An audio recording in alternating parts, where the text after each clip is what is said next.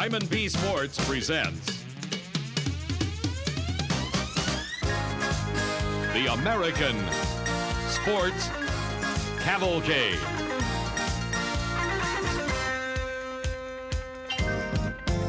A panorama of speed, color, drama, and excitement.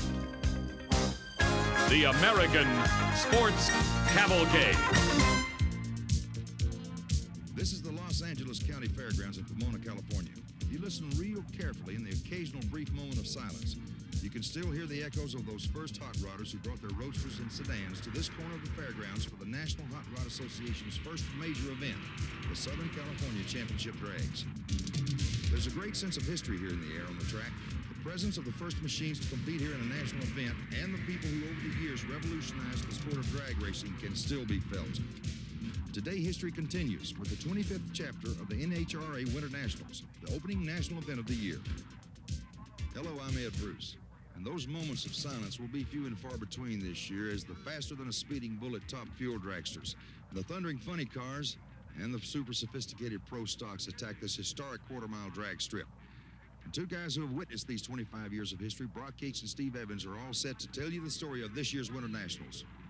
And Ed, that revolution continues into another great season of championship drag racing, both in race car design and in personnel movement. First of all, the race cars. Kenny Bernstein has just about the zoomiest looking funny car ever built. In fact, crafted by Indianapolis racers with aerodynamics paramount in their thought. John Force also with a beautiful new race car. And more importantly there, Austin Coyle, who wrenched the Chi-Town Hustler to 2 world titles, has parked that car, gone to work to try to put John Force into the winner's circle for the first time. In qualifying, the big news was this car, the Blue Max. The only 2 things they did in the offseason was to add a second parachute as required now and change the number on the car because Raymond Beadle no longer drives the Blue Max. He still owns it, but in the cockpit is John Lombardo of Southern California. On his very first full run, Lombardo set a national record at 5.68 seconds. His second run, he backed it up within the required 1%. So this car and that new driver getting along beautifully. But the Blue Max and crew have got their work cut out for them because in round number 1, Rick Johnson and Roland Leon's Hawaiian car ran even quicker than their record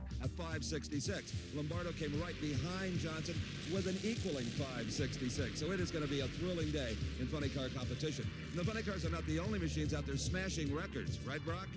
Boy, I'll tell you what, right you are, Steve, and all the world loves a winner. Look at them clustered around this Thunderbird of Bob Glidden's here in the pits. This car just set a new ET record in winning its first round of competition, 7:53, almost 186 miles an hour. Glidden came here at the Winternationals, set an ET record in qualifying, and then re-broke it in the first round. He is on a roll. What's more, we got some interesting competition in Top Fuel. You can say that again, Brock. Led by this man, the amazing Don Garlett.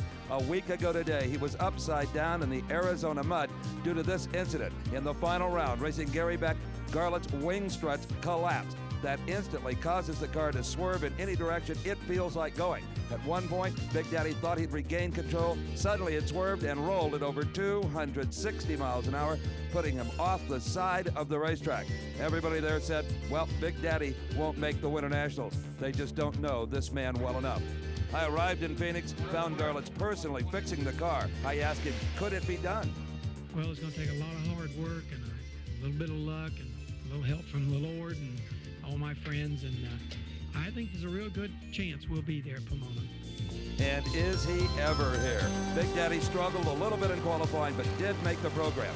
First round earlier today up against, again, Gary Beck. Garlett's had it all together. Well, any concerns Don may have had about the handling of this car were quickly erased. He was off the mark first, a beautiful 5.53 seconds elapsed time at 258 miles an hour. He advanced into round number 2. I was there to greet him. Well, Don Garlett is going to be mighty pleased with that time slip. The 5:53 Don ties for low ET of the round with Connie Coletta, and most importantly, you finally got it down the racetrack after all the thrash. Thank God for finally getting down the racetrack. It's my first full run of the meet. The track seems to be excellent. They really did a nice job on it last night. They scraped it, and you couldn't ask for the track to be better. You were concerned about the handling of the car. Car seems to be handling nice. It's not the car I had in Phoenix, but it's okay. Okay, Big Daddy going into round number 2. In the world of big-time sports, the word legend is often overused, but in the case of Big Daddy Don Garlett, It's nearly an understatement. The giant crowd here at Pomona cheered him to a point where the decibel level practically equaled the exhaust note of his top Fuel Dragster. And when we come back, we will see the man from Florida, who some say has nitro for blood, continue his battle for a 5th Winternationals title.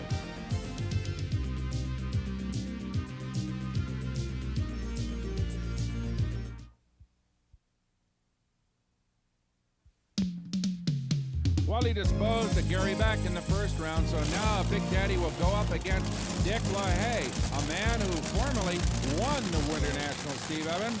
Indeed he did, just a couple of years ago. So Don Garlits, minus some of the aerodynamic tricks he had planned for the Winternationals, those were destroyed in the Phoenix crash, is ready in the near lane to challenge this man, Dick LaHaye of Lansing, Michigan. LaHaye driving a brand new, as yet unpainted race car, and it is crewed by his daughter, Kim, right? Right, Steve, and Kim and Dick definitely have upset on their mind. Even though Garlits got passed back, Garlits is known to be running a car that is not really up to par here, and Dick LaHaye can run with the best of them when the combination is right. And LaHaye will not beat himself. He makes very few mistakes. You've got to get to the finish line ahead of this guy. Don Garlits, after his success in round number 1 against Gary Beck, kidded with Brock Yates about a rather desperate strategy. Well, I hope I get a lot of red lights against me. If the opposition cooperates, it's going to be all right. Well, sure. All the hard work of the past week have got Don Garlits on an emotional high, Brock. Right, and he's so much more relaxed than he used to be. Remember, he used to come to the races, and boy, he was one intense guy. Very, very few smiles. Now he seems to be having a lot more fun. Well, we covered the comeback trail for Big Daddy last year, winning, of course, the U.S. Nationals, following it up here with a World Finals win on this very same racetrack at the end of the season. So he is on a roll. He is. And, of course, this is one of his very favorite racetracks. He's been running here since 1963, so he knows how to get to the other end, that's for sure. Well, the engines are finally up to temperature on an unseasonably cold day here in Pomona, California, and both drivers begin that delicate staging process, moving those front wheels into the electronic beams of the starting line. Starter buster couch in place, eyeing both of them. Garlits moves in quickly here in the near lane. LaHaye taking a little bit more time over in the far lane. Everybody in the place, a turn-away crowd on their feet for this one. Every time Big Daddy comes to the line, you can be sure everybody pays attention. All right, finally, they are staged. Garlits moves in. It is time for second round competition. Don Garlits, Dick LaHaye. You couldn't ask for a better start. Side by side at half track, Garlits makes his move. It is Don Garlits, his quickest time of the Winternationals. 5.50, and look at the speed clock, 262 miles an hour. Well, Dick LaHaye gave Big Daddy all he wanted for almost the whole length of the track, and it was just in the matter of the last few yards that Big Daddy pulled it out. But look at LaHaye right out with Garlits and giving him everything. It's wheel to wheel all the way to half track. Finally, that little burst of speed that gave him 262 miles an hour won it for Garlits. Is this the beginning of another Garlits charge to victory? Well, Don, you picked up the pace a little bit in the second round. A nice 550 over 260. Yeah, the car's handling good. I'm just kind of easing up on that top speed, you know, because I'm still a little nervous about it, but it really responded nice in. It went straight, and we're very happy with it. Well, the big names in Top Fuel are all here at the Winternationals. Here's another one, Gary Ormsby, the defending champion from last year, came down from his dealership up in Northern California to compete, Steve, against yet another Californian. Indeed, his competition in that far lane will be Denver Schutz. Denver is a raisin rancher, really, from Central California. Both these guys been drag racing a long time, but for Gary Ormsby, a 20-year dream came true a year ago with that Winternationals title. Denver Schutz was one of the first drivers in the country to break the 5-second barrier some years ago, but still looking for that first big national win. This could be a good race. Gary Ormsby is showcasing a brand new automobile with some interesting aerodynamics on the vehicle. In fact, that seems to be the new trend in Top Fuel. The look for more speed through aerodynamics. Steve had a look at that trend. We've talked a lot about funny car aerodynamics. Well, the top Fuel Dragster drivers are thinking seriously about it, too. Witness Gary Ormsby's car. Now, this piece of hand-formed sheet metal, there's one on either side, attaches to the chassis and hopefully will force air around instead of over the rear tires, getting those rear tires a little more streamlined. Other factors included in Ormsby's car, it's the longest top Fuel Dragster I've ever seen at 265 inches. Now, he says it's got built-in traction because at that length, it'll flex and put more weight on the rear wheels through weight transfer. Also, because Gary's only 5'8", they've been able to lower the cage on the car a full 2 inches, get it a little more streamlined. They've raised the cowl in front of Gary. They ran wind tunnel tests on a model of this car and could tell by the smoke they put over it that by raising the cowl, then that air goes directly into the blower scoop. So Gary Ormsby may well be on the right track. Very possibly, Steve, because he worked with, along with his crew chief, Lee Beard, worked with Nigel Bennett, the chief designer for the Lotus Formula One cars, to develop a new aerodynamic shape for these vehicles. So it could be that Gary Ormsby's on a new track, but Denver Schutz is sure to test him. Oh, you bet he will. Denver Schutz just cat-like off the starting line. Gary Ormsby stages, they're gone, right together. Denver Schutz and Gary Ormsby, another great race until the engine blows in Denver Schutz's car. It is Gary Ormsby going to the semifinals. Denver Schutz did a fine job of driving there, Brock. You can still see the oil sheen on that right rear slick. Righto. That automobile was out of control in the hands of a lot less experienced drivers than Denver Schutz. Look at that wheel. That could have put the car sideways, actually into Gary Ormsby, but Denver Schutz held it under control, and of course, Gary Ormsby squirted on past to take the victory. A tough break for Denver because he was in it until he popped his motor. And Denver thoroughly lubricated that far lane. But a little bit of cleanup time is not going to get this crowd down. Look at them, Brock. They're amusing themselves. Right now, let's go out of the pit area and check in with Ed Bruce. Steve, as you know, the history of drag racing here at Pomona dates back to the 1950s when this track was just an empty gravel parking lot, an empty expanse of land just waiting for a purpose. Then along came the Pomona Police Department, looking for a place for hot rodders to legally pursue their sport of acceleration tests. And this parking lot was converted into a drag strip for weekend races. It was, by today's standards, a primitive setup. No grandstands, a simple timing tower. But it was, for the hot rodders, a sanctuary, a place to let it all hang out that was safe and legal. In 1953, a 2-year-old organization, the National Hot Rod Association, formed to help promote the burgeoning sport of drag racing, with the city of Pomona producing its first major event, the Southern California Championship Drags. The cars, the facility, even the entrance fee has changed, but the idea is still the same. Get to that finish line first. Let's go back to Brock.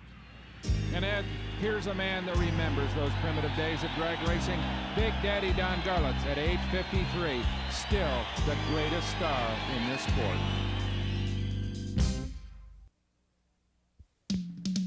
You're looking at the mirror-like front wheel on the world's fastest top fuel dragster. The first man to ever crack 260 miles an hour, the reigning world champion from Old Forge, Pennsylvania, Joe Amato.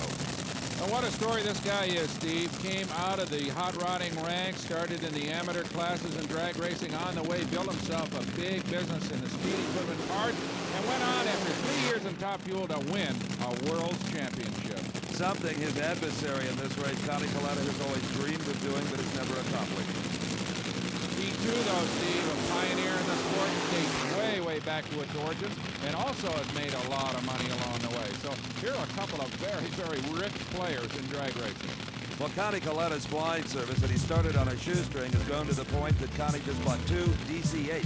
NHRA thinks they have a problem with semis in the pits. Wait till he invents the flying trailer.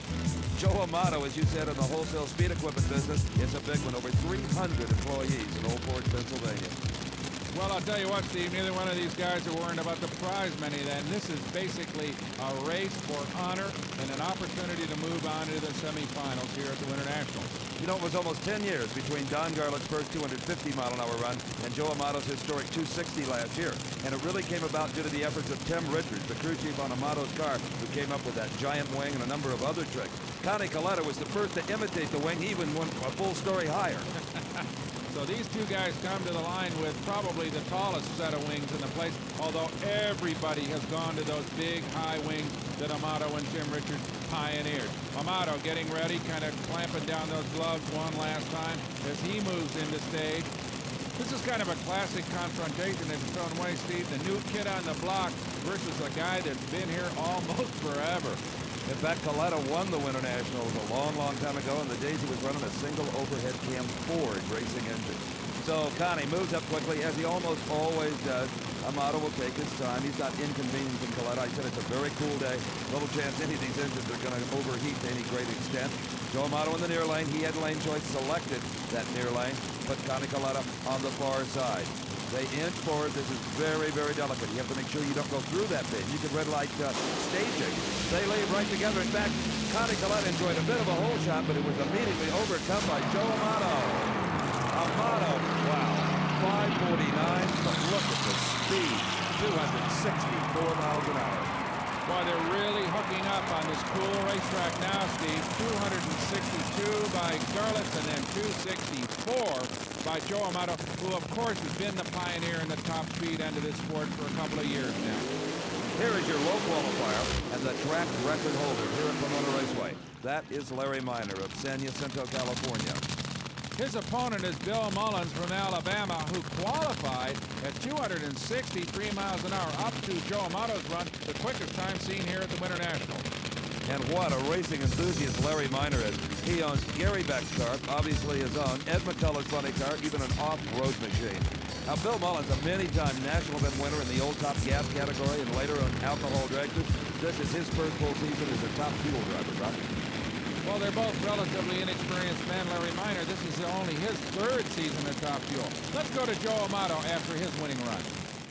Well, Joe Amato just stuns everyone with low elapsed time of the day at 5:49, Joe. Well, we knew Connie was going to be tough. And Tim Richards, he's been kind of sick all weekend, and he's been kind of just giving us a little bit of horsepower, so we didn't have to work on the car too much. And we knew Connie was going to be right there, so we stepped on it a little bit. Hopefully, everything will be good. We're going to have to run Garlitz next round. That's going to be a real race, so I hope there's some more left in the horsepower department, and we're going to have to really, try and do a good job driving, and maybe we can put him away. How fast do you think it went? How did it feel? How fast? It felt fast because I had a hard time stopping it here, and I ran it out the back door just to get a gauge on it. I don't know how fast the speed was, but it was fast. Top speed of the meet, 264. Well, that's good. That's what we were trying to get, top speed, to get them points for the Winston World Championship. Even with an ill chief mechanic, Joe Amato is thundering today at the Winternationals. He sure is, and will be a force to be reckoned with. But now let's go to Larry Minor and Bill Mullins as they get ready to stage. Now, Larry Minor has lane choice in this race. That is because he recorded the quicker elapsed time in the previous round of this pairing. So he has put Bill Mullins over on that far side. So far, everyone with lane choice has selected this near lane, Buck. I think they're just comfortable there. There doesn't appear to be any kind of an imbalance. So it's time to watch Larry Minor near lane. Bill Mullins in the far lane. It is, a tremendous supercharger explosion on Bill Mullins' car. Seldom, Brock, do you see the supercharger just clean right off the top of the motor. Usually the restraint strands will hold it on to some extent, but it's gone. A 5.52 for Larry Minor, as getting over to the side to try to keep oil out of the groove is Bill Mullins. Boy, it happened very early, too. Usually you see a blower explosion at the far end of the racetrack, Steve, and that came just a matter of a few feet off the line. Fortunately, Bill wasn't running all that fast when it happened, which perhaps contributed to it being a non-incident incident, as it were. What normally causes a blower explosion like this one is that for whatever reason, an intake valve hangs open, the fire out of the combustion chamber sneaks right up through the manifold into the blower, and kaboom. Well, Steve, it's a graphic demonstration of the massive energy being harnessed inside these engines as we will see the Top Fuel semifinal, Gary Ormsby versus Larry Minor, Joe Amato versus Big Daddy Don Garlitz.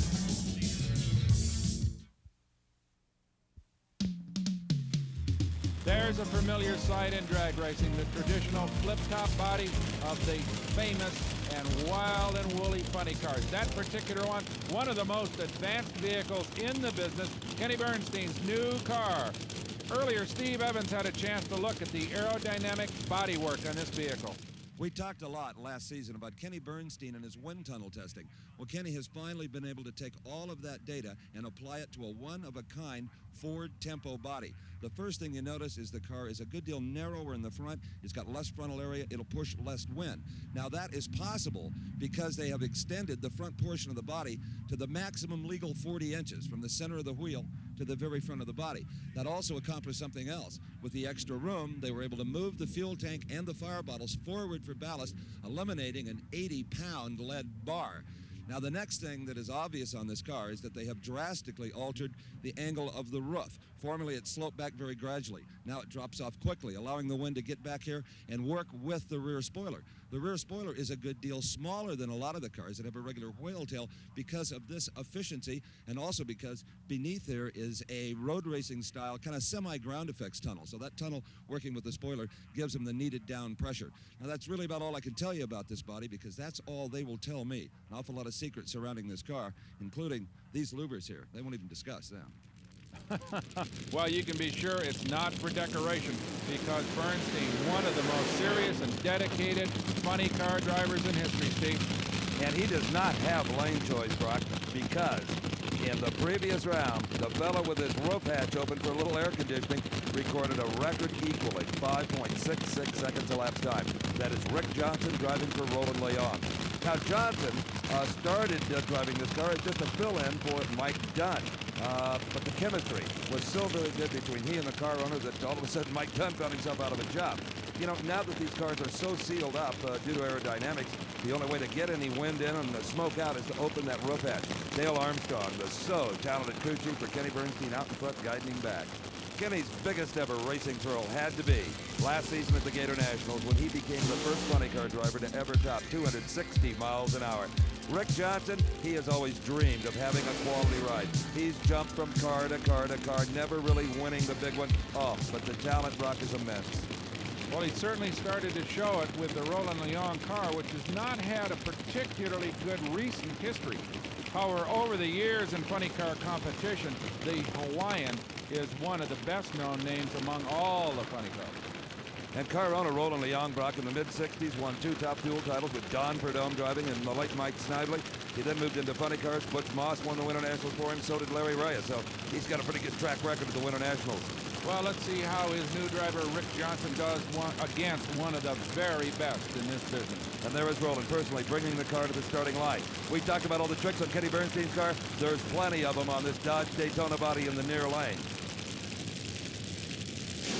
Well, the track is fast, the cars are muscle-bound, the drivers are great.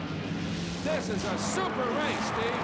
This, Brock, was the quickest side-by-side funny car race in history. 5.58 seconds, an undreamed-of number for Rick Johnson. He wins it over Kenny Bernstein. Bernstein at a 5.67, even though something went wrong just before the finish line. Look at this race, nose to nose into the lights, but it's the Hawaiian that wins it in record speed. Pull yourself together, young man. You are the quickest driver in history at 5.58. What a pass. It was really a close race. Kenny was out on me there for a ways, and I had to use every button and handle I had in there to get around it. 5.50s, I have a hard time even saying it. Funny cars would never, ever dream to go that quick. Well, we've learned a bunch over the winter. You know, we've been doing our homework, going out and partying and stuff. Chrysler's done a lot of aerodynamics for the body. Hawaiian Punch has helped us severely. Roland's doing a good job. How about the speed? 263. Fastest we've ever been by a long ways. The aerodynamics and the tune-up on the car just make it run that good. You could pick up a lot of bonus points with these national records if you can back them up. You've already got that one backed up. Yeah, yeah, that's a hell of a pass, I'm telling you. Yeah, I really do appreciate all this stuff. You know, the car's flying, it's the crew that's doing it. I'm just along for the ride. When they run good, anybody can drive. And Rick Johnson should take some of the credit because he does an amazing job of wheeling this machine. Well, there was a day, Steve, when you could just sit in them and drive them, but now there's so much that goes on inside the cockpit of one of these things that you really have to be good. And here is one of the best, the defending champion, Al Segrini, driving Joe Paisano's beautiful AA fuel funny car. Now, Segrini won this race a year ago and a couple of years before that, so he's enjoyed great success at the Winternationals.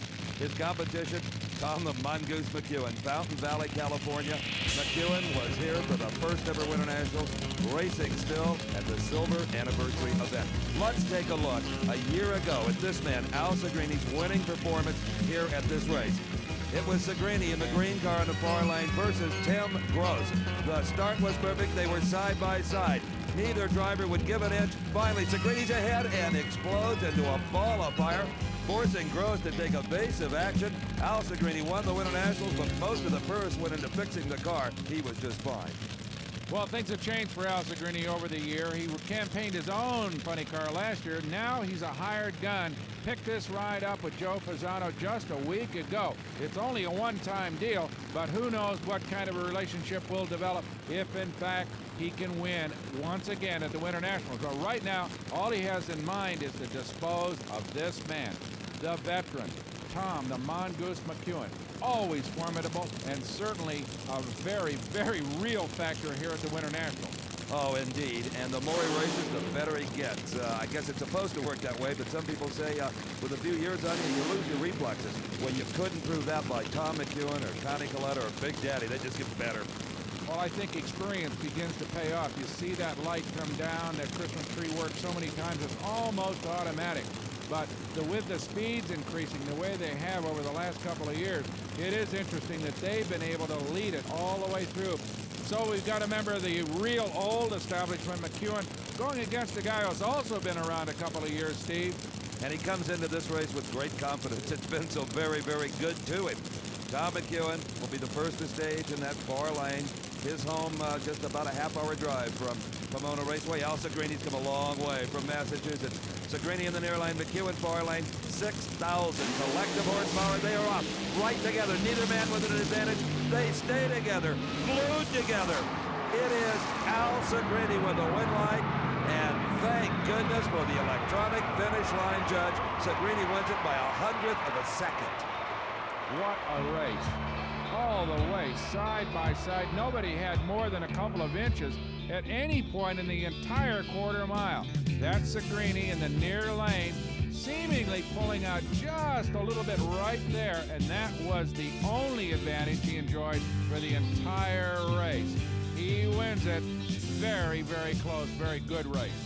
Well, you had the horsepower and you needed it to come around McEwen. Yeah, it shook real bad. It almost knocked me out, Steve. I got off the throttle and I almost gave up, and then I stuck it again. It cleared up and went on through. I see I was pulling on him good, so I stayed in there and come around. Thing left real good, but then it just got in a bad shape. Bad shape. Great show by Al Segretti. I guess you could say our hats off from all the funny car enthusiasts here at Pomona. We'll be back.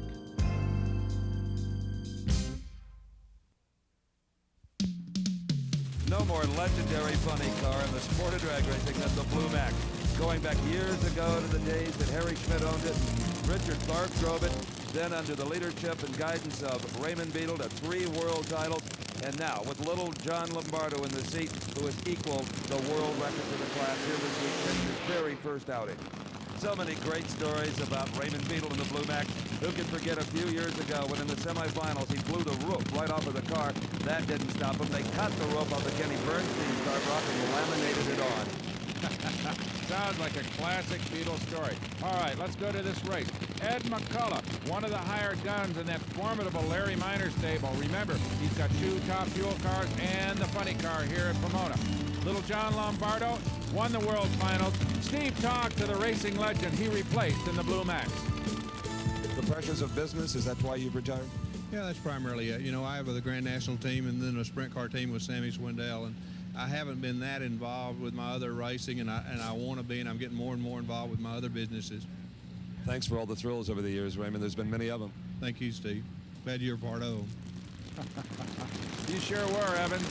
Told a lot of great stories about the Blue Max and Raymond Beadle over the years. Well, I hope little John Lombardo likes flying on airplanes, because the Blue Max runs anywhere the big dollars are up, and that's almost every weekend. So, in fact, as Ed McCullough popping the hatch open for a breath of fresh air, McCullough ruled the funny car wars in the early 70s. This really only his second year back after about a 5-year retirement. Well, he's got his hands full right now against little John Lombardo in the Blue Max, which, as you said, ran very quickly in qualifying here. Lombardo, a very quiet guy, and the crew had a lot of influence in selecting him as the driver because they get along very well with him. Lombardo is very, very intelligent, can translate what he feels in that race car to the crew and hopefully make it run quicker and faster, as they have already proven. They're already working as a unit in their very first appearance. Ed McCullough, a veteran, as you say, but it's interesting that the minor team has not had the kind of a success in their funny car campaign as they have with their top fuel car. Well, the funny car guys have always said that theirs was a different science. Maybe indeed it is. McCullough over in the far lane where little John Lombardo put him. The Blue Max had lane choice. They move in their stage, and what a light for McCullough in the far lane. Ed McCullough got the light of his life. Can Lombardo run him down? No, he cannot. Lombardo runs quicker at 573, but McCullough wins via the whole shot at 576. What a drive. And you know, McCullough kind of took the long way around the barn. He got way over against the fence about 100 yards out. And in essence, spotted John Lombardo perhaps an extra 10 feet on the racetrack. But still, a beautiful light, a classic light wins it for Ed McCullough. A tremendous race. Couldn't have been decided by more than a few inches. As a matter of fact, that was it, maybe 6 inches. Even though Lombardo runs a lower ET, McCullough wins it with a higher top speed. Well, years of experience paid off for Ed the Ace McCullough on the starting line. A 400th hole shot did it for you. Well, I tell you, the Blue Max has been running awful tough. I mean, these guys out here are bad. We've been having a bad weekend, shooting blowers off 2 rounds. We took a little gamble there on what happened. I think performed pretty good. Made a little move out there in the middle towards the side, but you know, what can I say? Did you see Lombardo down the racetrack? Oh, could I see him? I mean, he pulled up probably about 3/4 of the way down. He pulled his fender out on me, and then he just sort of came back a little bit. And, you know, our new Miller cars are going to have to haul, let me tell you. Well, if the Ace stays as sharp against the lights as he was on that pass, nothing but good things face he and the minor team. Let's go to Steve Evans with the loser, John Lombardo. Sometimes, as little John Lombardo well knows, you just have to take your lumps in this sport. You've got to be tremendously disappointed, yet excited what the future holds for you here. Oh, yeah, the car is running excellent, a lot of potential in it. It was a little rich, that run, and obviously I was a little late, but I think we're going to win some races. Any of that have to do with maybe not being quite used to the car yet? Well, I think the more runs you make in the car, the more familiar you get, the better job you'll do. There's no question about that. We had 3 tenths going in that race. I mean, he had run a 590 and we had run a 560, so I was by no means going to even attempt to cut a light and chance a red light. I didn't think he'd pull off that much. See you on down the road, John. Okay, thank you. A very cool man, John Lombardo. As we go to the next pairing of funny cars, a couple of guys who are among the hardest working, most devoted men in this business. John Force and Dale Poldy. 2 men who have campaigned virtually everywhere funny cars have ever run, Steve Evans.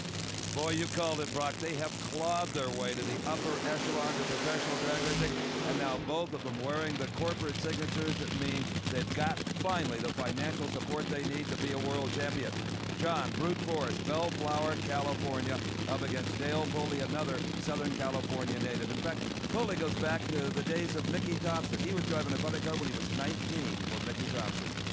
John Forrest was a truck driver full-time, a racer part-time. Now, the only truck he has to drive is the 18 rig that hauls his funny car on down the highway. Dale Pulley, there were years when they used to haul produce in the winter with their semi to help pay their racing bill. Not any longer. Not so now, as you say. These are 2 of the classiest rigs in the business. Beautifully prepared funny cars. And it really, in this particular case, I think it'd be very difficult to make a choice between either one of these guys. No underdogs here, I wouldn't say. No. And the biggest news off-season was that Austin Coyle, the man who co-owned and rented the famous Chi-Town Hustler and Frank Hawley to 2 back-to-back world titles, parked that car and went to work for John Forrest, rumored to be the biggest crew chief contract ever. Pulley had a disastrous season last year. He burned 1 car to the ground in testing. It seemed like every time he went down the racetrack, all the connecting rods would come out right in the light, costing $5,000 or $10,000. They think they have found the problem, the thing that was causing all of that misfortune. They hope they have eliminated this year. John Force has been a bit erratic on the starting line. I think with the addition of Austin Coyle, he could just worry about the business of the sport and driving the race car and forget all of the mechanics. Concentrate on that tree. Both drivers with a great lead, but Pulley stretches out a car length 100 feet out and hangs on to at least half of that. Dale Pulley wins it 574 to a 576. Incredible racing. 2/100ths of a second decide the race in Dale Pulley's favor. It couldn't be much closer than this. Let's have another look at it. Dale Poldy, far lane. Looks like he might leave maybe a wink quicker than Force, but that's hard to say. Force comes on in mid-track, but Poldy holds on to win in a race that probably, if it wasn't for the electronic clocks, would have been declared a dead heat. Steve is with the winner.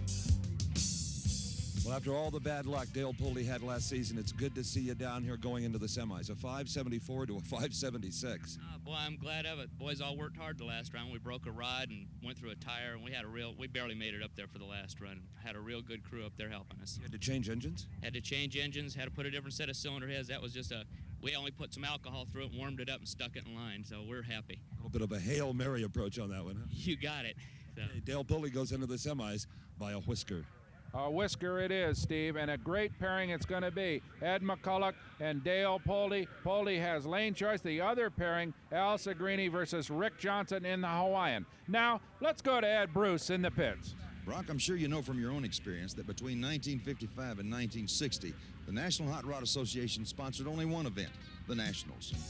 First held in Great Bend, Kansas, it was an opportunity for racers from all over the country to come together, to exchange ideas and concepts, to make friends, and naturally to compete.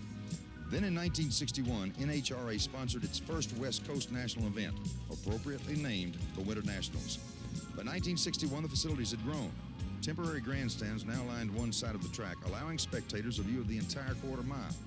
Overall, the Pomona Strip had gone from homegrown to big time in an impressive manner.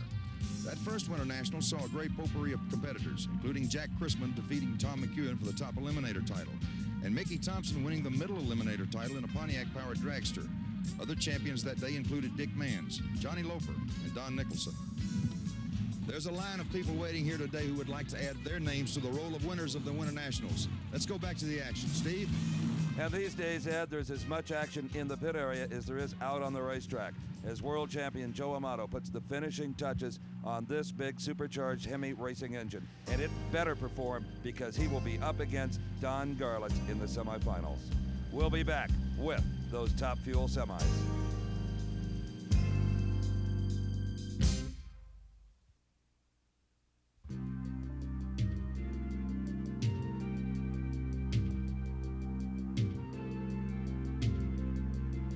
For 25 years now, these San Gabriel Mountains have echoed to the spectacular sounds of the great drag racers that have run on this historic Pomona Raceway in their shadow.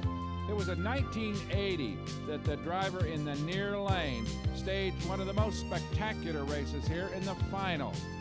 She beat her former crew chief and arch rival Connie Kalita to win the Winter Nationals. This lady, Shirley Muldowney, three-time world champion, added to her legend. But last summer, outside Montreal, Quebec, massive injuries were involved in a spectacular crash at 260 miles an hour in a qualifying run. The car shredded at high speed, terribly injuring the world champion, Shirley Muldowney. Her leg badly mangled in the crash. Since then, it's been a long and arduous recuperation, first in hospitals, then at her home in Mount Clemens, Michigan. Recently, Steve Evans went there to check on her progress. When the surgeons are done and the therapists are done, what then, Shirley? Can you look ahead that far? I'm trying to. I have hopes and dreams, and I'm a pusher, and I would like to drive the race car again. That's what I really want to do. But I'd like to be able to do it and feel comfortable. I'm not too sure that's going to happen for me, but we'll know here in a few months. A Top Fuel Dragster again. Oh, yes, that's where my love is, in Top Fuel, and that's what I want to be. I want to drive the king of the sport. Well, let's hope we once again see this signal as #1 from this great lady and this great competitor, Shirley Muldowney. And no one won her back more than Big Daddy Don Garlits. He was the first to sign her competition license when no one else would. They later went on to have their views both on and off the track. But last week in Phoenix, after Garlits survived that 260-mile-an-hour crash, Shirley called him and said, "Big Daddy, would you build me a car if I race again?" How about that? These fiery competitors oftentimes have their ins and outs in relationships, especially on the racetrack, but when it comes down to the hardcore of things, they are a fraternity. They're always together when one of them gets in trouble. And what a confrontation here. Don Garlett's in the far lane. We've told you the story before. A week ago, the car was upside down in a billion pieces. He's up against one of the slickest machines ever created. Joe Amato, the reigning world champion. And the lady in red helping Joe back up is his ever-present wife, a lady who is so closely involved with Joe that she almost rides in the car with him. Earlier, Steve had a chance to talk with her about his upcoming race with Don Garlits. 1 year ago at the Winternationals, Don Garlits appeared to be headed for the winner's circle until he ran into Joe Amato, who put him away. Joe went on to become the world champion. And this is Jerry Amato. You got a shot at Big Daddy again here, Jerry. How do you feel about it? Steve, I feel good going into it, but he's been around a long time, and he really knows what he's doing. There are some drivers when they race Garlits. Beck comes to mind that maybe he psychs them out, but Joe doesn't appear to have that problem. No, I don't think so. He's pretty aggressive, and he's ready for him. Now, in the elapsed time department, you've got an edge. Yeah, a little bit, but he can still gain on him. Okay, good luck to you, kid. Thanks, Steve. Well, this is going to be an interesting confrontation. Really, essentially, the youngster versus the old pro. But, boy, the youngster has got himself a piece of machinery that's going to be hard to beat, especially when you remember, Steve, that Garlett's car was bent up like a pretzel just a week ago. There's Steve already. Amato leads first. He goes straight up in the air, smoking the darts at the same time. Garlett, something goes wrong. Now Amato shells an engine in the lights. This is an artillery convention, not a drag race. Jerry Amato very concerned about her husband, but with that engine in the back where Don Garlett's put him some years ago, Joe Amato should be okay. Boy, the motor is not okay, Brock. What a race. I've seen 500 milers that didn't have this much action in it. A quarter mile worth of wild and woolly action. First, a big wheel stand by Joe Amato. Then he gathers it up. A lot of smoke suddenly comes out of Garlett's engine. He's out of it. And then into the lights. And there goes Amato's motor like a rocket. What a drag race. Amato wins it when he appeared to have it lost, Steve. It seemed as if Garlits was on his way to a sure victory. Then Amato wins it with a blown-up motor. Well, the safety safari, as always, right on the scene. Joe Amato wins the race, but completely destroys an engine. Apparently, some of the shrapnel flattening the left rear tire. Joe, still with his helmet on here, staring where the supercharger used to be. Now, there are very strong restraint straps required to hopefully keep those superchargers near the engine, but apparently this one was just so violent that the straps, as strong as they are, could not handle it. So this is one of the few superchargers we've seen get away from the automobile with the restraints in place. Joe, that was just a violent one. Yeah, it was violent, Steve. You know, we won the race, so that's the main thing. We got another motor, and hopefully we'll get back in and win this whole thing. Boy, that's an expensive explosion. We're looking at $5 or $6 grand minimum there. Yeah, probably like 10 probably, but you know, that's racing. You know, you have to be willing to take the good with the bad. I'm glad we won the race. You could have lost the race and blew the motor up too, and that'd be a lot worse. Tell me about how it felt in the car when it let go. Well, first of all, the car did a real big wheel stand. I don't know if you realized that. And I was tempted to shut it off because it was starting to go to the left, but then I got it down through there, and then it just made a violent move. I saw Garlits, something happened to his car, and he broke or went up and burned the pistons, and we got around him, and then next thing it went boom. And the car just jumped right off the ground.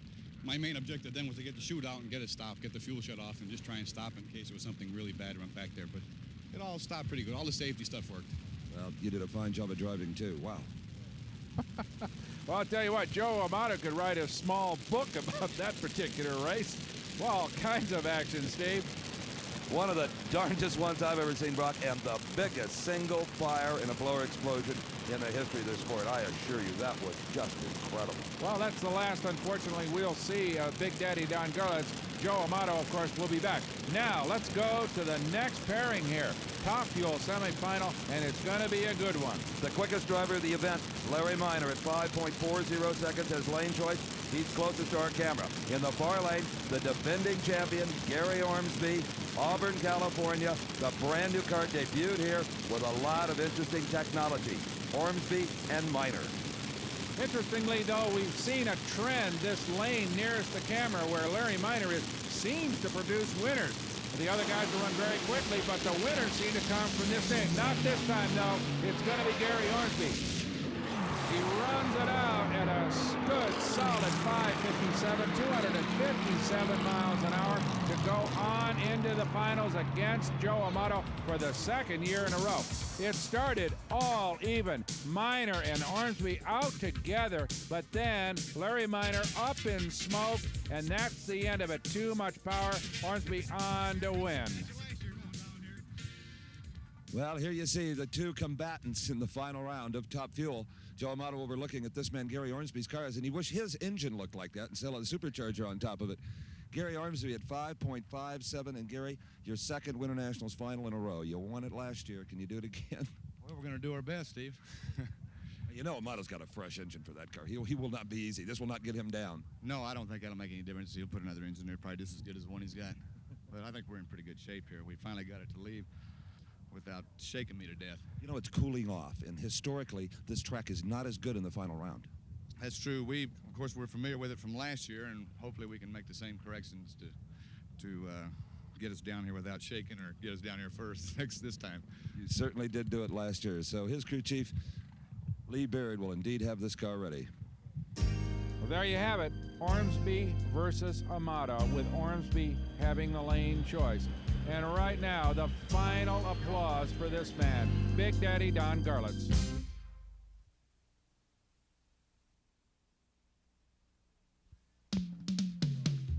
This brand new Keith Black Hemi engine is being lowered into the car that Joe Amato hopes will carry him to his first ever victory here at the Winternationals. Remember, his last engine blew apart in beating Don Garlits. Right now, Steve Evans has rounded up the man and the legend who Joe defeated.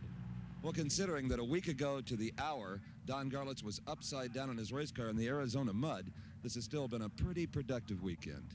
Yes, it has, Steve. We're just really happy to be here, and we had a little problem there against Joe and broke a blower drive, but the car ran good today, and we're real tickled with it, and we're going to put a back half on it before Gainesville, and it'll really be up to par then. You know, I thought you might have been beating coasting there for a minute. I was coasting a long ways, and he must have saw that I had shut off. Boy, he stepped on that thing, and it nearly turned me around right there in the traps when he come by me. Well, this will turn you around. It's Pro Stock semifinal time. That's Bob Glidden. Just a pack of guys that have shown up at the Winternationals to scratch and claw their way to the Pro Stock title. Brock, let's see how our semifinalists got this far. This was second round. In the far lane, the Ford Thunderbird of Ricky Smith. Near lane, the incredible Warren Johnson in a brand new Oldsmobile. Ricky Smith off the starting line first, but Johnson simply out-muscled him to a 7.67 179 mile an hour win. The next race up in round number 2 earlier found Ken Dondero in the near lane Chevrolet Camaro. Don Kuntz from Indiana in a Firebird. Now a big hole shot for Dondero in the near lane. Watch the red car of Bob Pinella from Central California. Dondero off the mark first, and Don Kuntz simply could not run him down. Dondero wins it at 7.75 seconds, 178 miles an hour. Then it was Butch Leal, the California Flash, driving his brand new Pontiac. We see it here in the far lane, taking on the world champion Lee Shepard.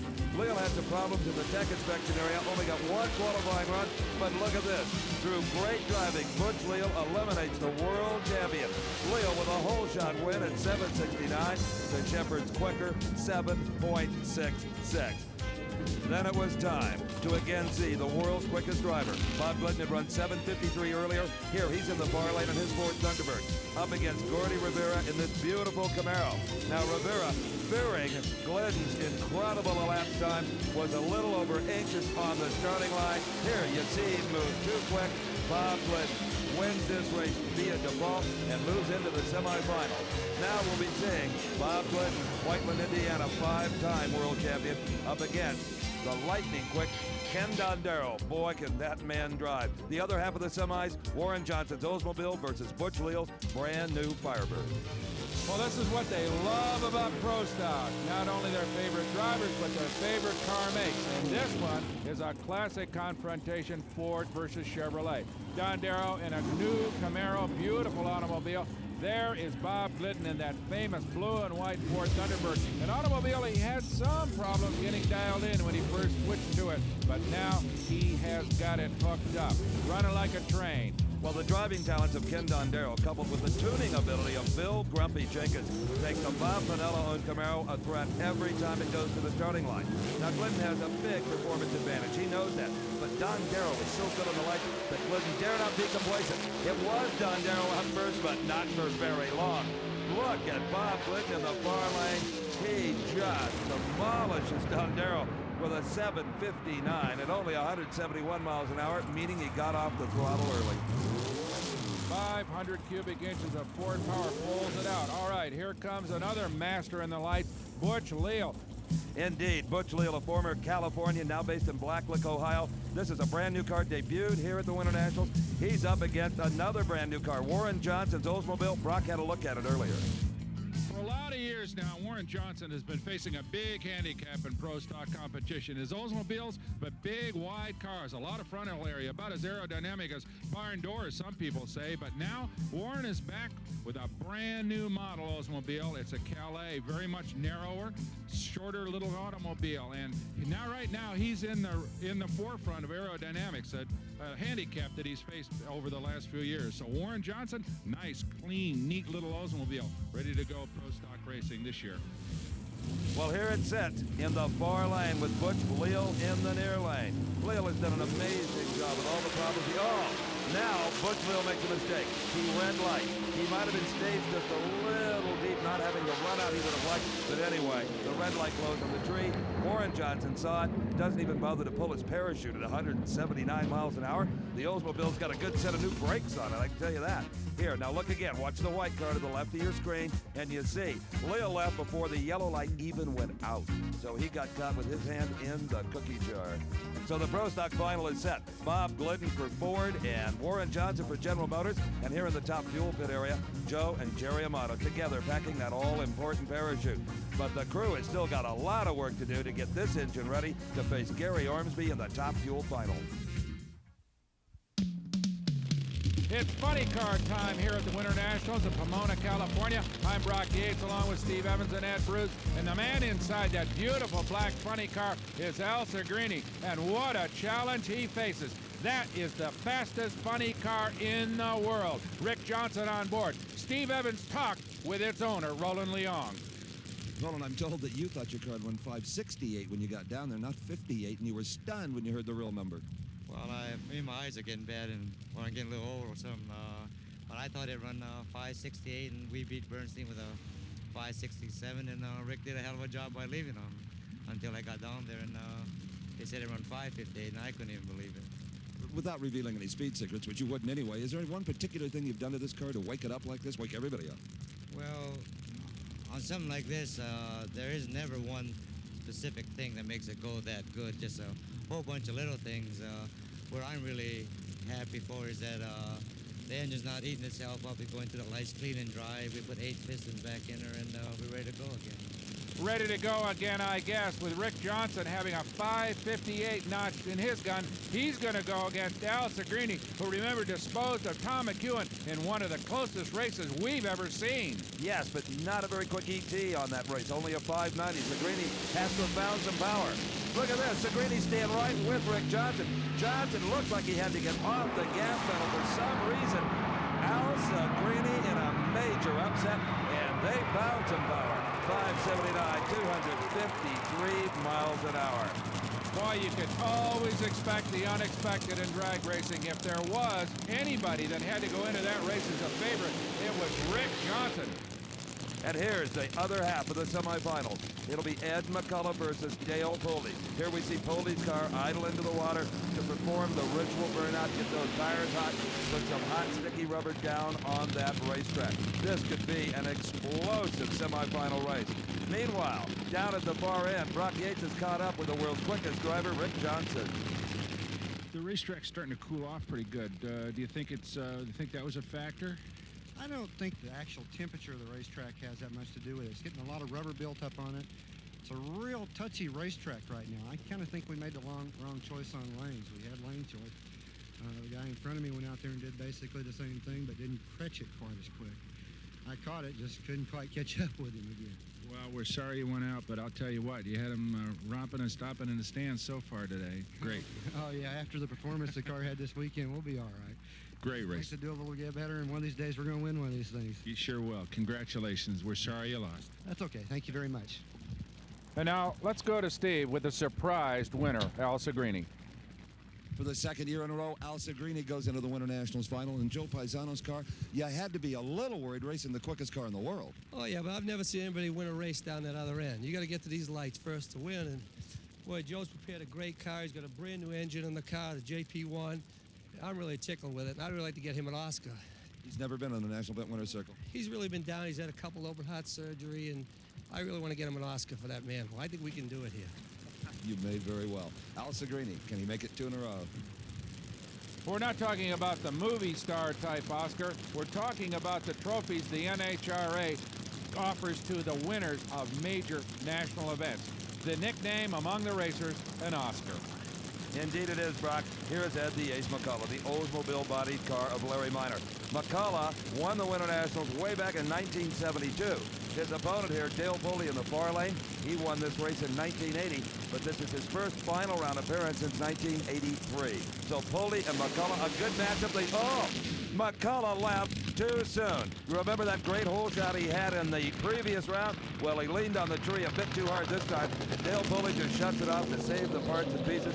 No elapsed time's even worth mentioning here. The important thing is, Dale Foley goes into the final round against Al Segrini. So, all of our finalists are set. The Winternationals started out with 800 cars. It boils down to 6 now. As we await the finalists, let's check in with Ed Bruce once again for some Winternationals nostalgia. Ed? Steve, a scholarly friend, once told me that history is made up of revolutions, big ones and small ones. In 1971, Pomona was the site of one of drag race's biggest revolutions, the rear-engine top fuel dragster. The idea of a rear-engine dragster was not in and of itself radical. The idea had been around for years. As far back as 1955, rear-engine dragsters had been competing at national events.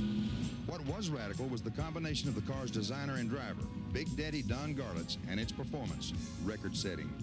Recovering from an accident in 1970 when the transmission in his front-engine dragster had exploded on the starting line, Garlits mapped out an idea for a rear-engine dragster that he felt would work. Debuting at the 71 Winternationals, Big Daddy demonstrated to a world of front-engine racers that there was validity to the concept of putting the engine behind the driver. He set both ends of the national record that day, and as he swept through the field of cars that included Carl Olson and Jim Dunn, a new era in top fuel racing was ushered in. Today, rear-engine dragsters are going 260 miles per hour in under 5.4 seconds. Let's go back to the action now. Brock? Well, Ed, Big Daddy Don Garlits has won the Winternationals 4 times over the span of his long career, but the man who owns this beautiful blue dragster is going for his 2nd International Championship in a row. Boy, the fans are ready for the Pro Stock Final here at the Winternationals. The General Motors troops are going to be riding with Warren Johnson and Oldsmobile. The Ford supporters, well, they've got the world's quickest Pro Stock driver to root for. Of course, Bob Glidden. He is in the far lane in the Ford Thunderbird. Now, I didn't know Southern Californians owned this many jackets. Look at them. It's a cold afternoon. Brock asked Warren Johnson if the weather has any effect. Yeah, this cold weather, we don't expect it out here. And I guess for people that were raised in the colder climate, it's probably a little colder because you're psychologically set for warm weather. And it makes it a little tough on us. And it also makes it tougher to race on. Bob apparently has it figured out because he did well at the World Finals here. And right now, I guess what I've got would be called a monumental task to try to beat him. So, have you made any changes since the last run? Yeah, we've changed just about everything we can change. We've got everything to gain and nothing to lose. That's the way we're looking at it. So there's a lot of stuff that we've been testing that we haven't run on the racetrack that we're going to try on this run. If it works, it works. If it doesn't, it doesn't. Well, I told you it was cold. Those comments were from a man born and raised in Minnesota, Warren Johnson in the near lane. And the little car, the little Calais of his, could be, look at the size of it compared to that relatively big Thunderbird in the far lane, Steve. Well, Johnson said he was gambling mechanically. The car almost uncontrollable as it hikes that left front wheel 1.5 foot in the air. It is Bob Glidden. Bob Glidden, your Winternational champion at 7:58, 184 miles an hour. Terrific run. He's been just stronger than dirt all day long. faster and faster. Good drive. Bob Glidden, really no opposition after Warren Johnson cut it in the air. About turned that little Oldsmobile right over on its side. A bunch of power. He put 500 cubic inches, 1,000 horsepower in a little car like that. And that's what could happen to you. So Bob Glidden goes on to win it. Well, Bob Glidden's performance here at the Winternationals could only be called total intimidation. Bob, a 758. Congratulations. Thank you, Steve. I don't think anyone was really intimidated. Competition was. Well, I hope they were. We're glad that we won the race. For the Chief people, the Ford people, you know, Chief sponsored the race. And I think they've got about 1,500 people back at the tent waiting for us to get back there. So we're tickled that we won the race, and thank God we're here. You even enjoyed an advantage off the starting line. I thought maybe a little. I was kind of cautious with the track. It looked like there was a slick spot. You know, we run off to the side from where everyone else runs for some reason, and I was afraid we were going to get crossed up, and I really didn't pay attention to Warren's car. Well, I have no idea what he even ran.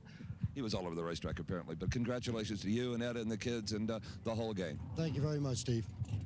Well, in particular, wife Etta, who along with Bob wrenches this car every day of her life, and they reap the rewards together and also the defeat. But today, it's sheer victory. Now, let's go to the funny car final, Steve. Yes, Al Segrini. Can he make it 2 in a row? Driving for Joe Paisano, who has fielded drag racing cars at many times over the years, given a lot of young drivers their first chance. Dale Foley, we've told that story. He won this race in 1980. He started out very, very young, at the age of 19. Well, Steve, let's not forget that these two guys got into the finals in highly contrasting styles.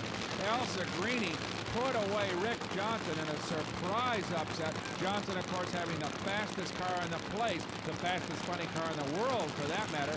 On the other hand, Dale Foley, he was fortunate enough to run up against Ed McCullough, who red-lighted. Back in the pit, Steve talked to Dale about the upcoming race. Segrini is a tiger at this race. He won it last year. He'll go to the starting line and throw everything they've got at you. He will, and Uncle Joe Paisano is probably one of the best guys to drive for. I think if I had to drive for anybody, I'd like to drive for him. And Segrini's got a real good ride, and he's a good driver. It's going to be a good race. You know, thinking back over some past finals, this track, especially as it cools off in the late afternoon, tends to not be quite as good. You got to be careful. I think it's going to be anybody's guess up here for the final round. If we can get up there before the sun goes away, we could have a pretty good race. It's going to be tough in the final deal. See you there. I hope so. So the sun is settling down here at Pomona. You can start to see the nitro flames coming out of those headers on Dale Foley's car in the near lane.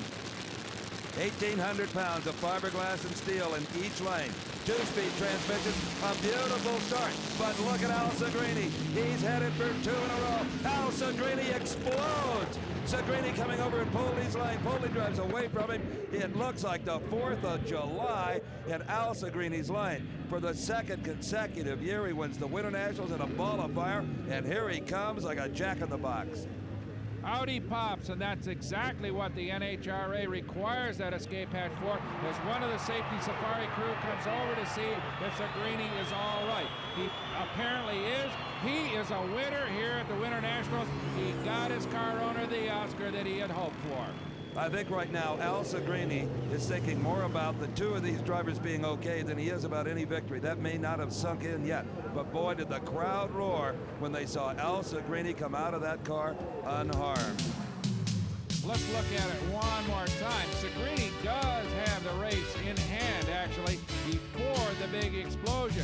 As you can see, there he goes into the lights, and a giant shower of sparks. It looks as if an engine goes, but in fact, it is probably a clutch that explodes in that automobile that catches partly its sparks, some fiberglass explosion. But the entire cockpit fills with fire. Fortunately, the driver is encased in a fire suit that saved his life. So for the second year in a row, a flaming final round victory, Al Segrini. Well, it's getting crazy, isn't it, huh? Same as last year, repeat. You know, we had problems just before we pushed out with the clutch, and I said to Joe, something wrong in the bell housing.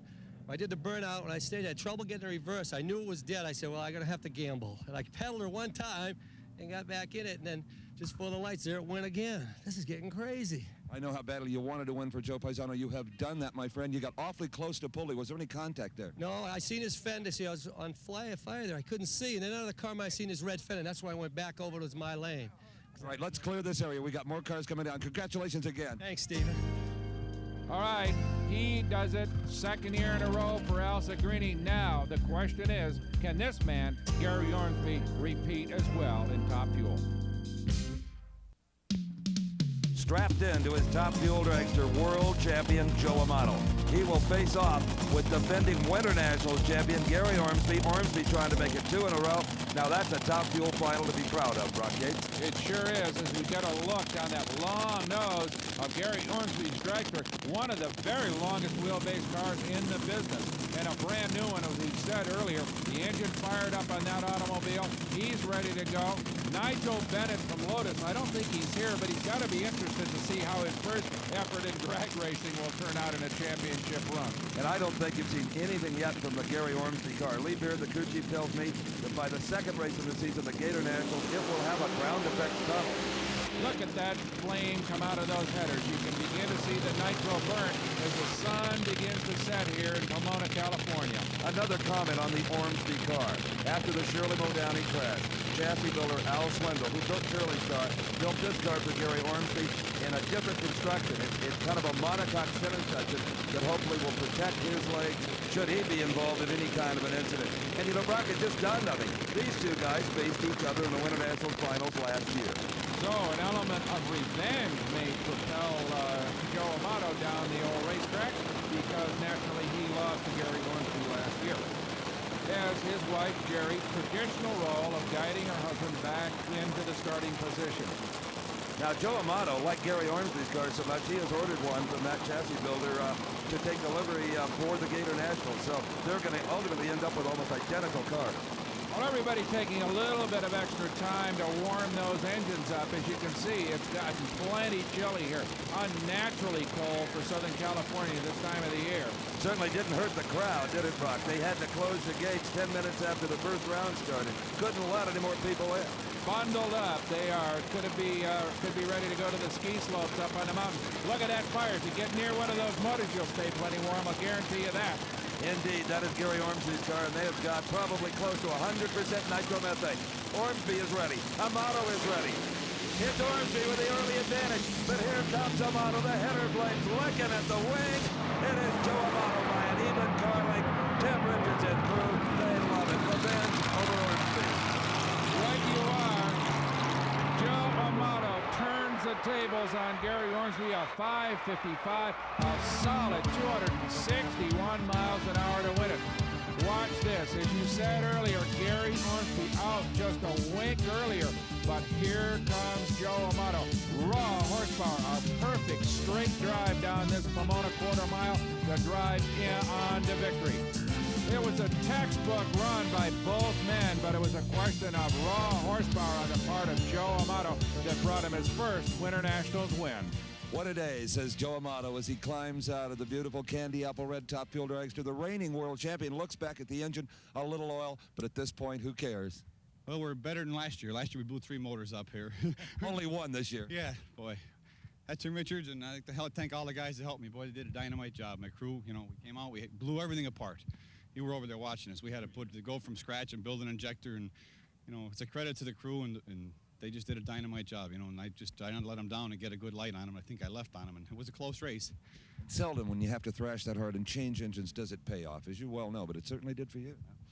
Well, it's the old theory. If you have your act organized, you can come back from disaster and win, and that's what a true champion's made out of. A great start on defending the title. Joe Amato wins the Winternational. Sounds good, doesn't it? Yeah, it does. I see it on TV. Thank you. Well, Joe, you were one of the stars here today. As you win Top Fuel, Joe Amato, Al Segrini, winner in Funny Car, Pro Stock title goes to Bob Glidden. I'm Brock Yates, along with Steve Evans and Ed Bruce. Thanks for joining us today at Pomona, California, for the 25th running of the NHRA Winternationals. The executive producer for American Sports Cavalcade is Harvey M. Palish. Produced and directed by John B. Mullen.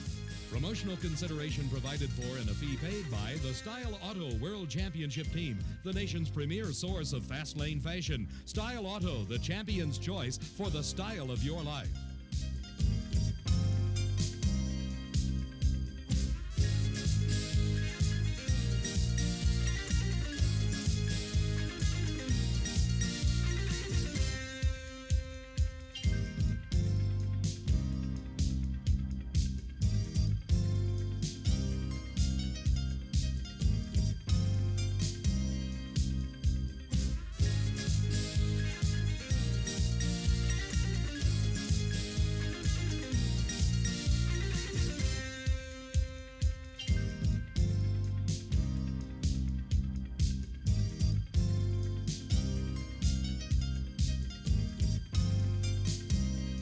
The American Sports Cavalcade is a presentation of Diamond P Sports.